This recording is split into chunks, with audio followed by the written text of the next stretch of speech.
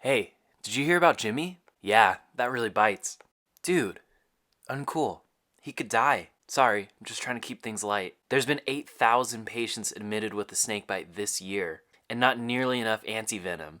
If only we could somehow make these vials treat more people. How many vials does it take to save one person? About 12 vials? How come? Okay, this might sound crazy, yeah? But what if we take the antivenom, and add water to it to make more antivenom? That sounds like a great idea. Wait a minute. Wouldn't that just dilute it, thereby removing its power to save and reducing it to nothing more than water that isn't good for drinking? Probably not. All right, let's do it.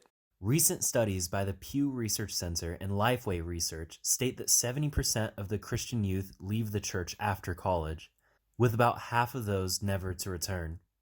Their reasons are varied. About 50% agreed with both of these statements. I question a lot of religious teachings, and I don't like the positions churches take on social/political issues. Afraid of this, either for altruistic reasons or financial reasons, many churches have begun to change the message they preach. Pastor, our attendance numbers are shrinking.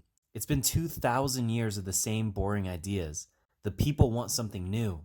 What don't they like? They say that the Bible's position on sin is too harsh. Okay, from this point forward, there's no such thing as sin. Well, why is there a hell then? Yeah, that is problematic.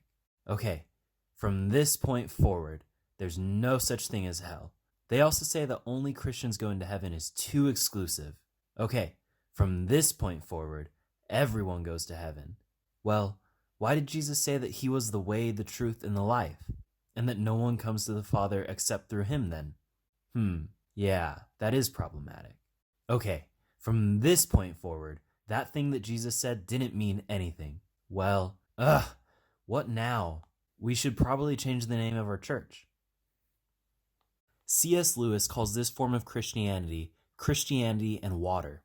In his book, Mere Christianity, he says that Christianity and water is the view which simply says there is a good God in heaven and everything is all right, leaving out all the difficult and terrible doctrines about sin and hell and the devil, and therefore the redemption.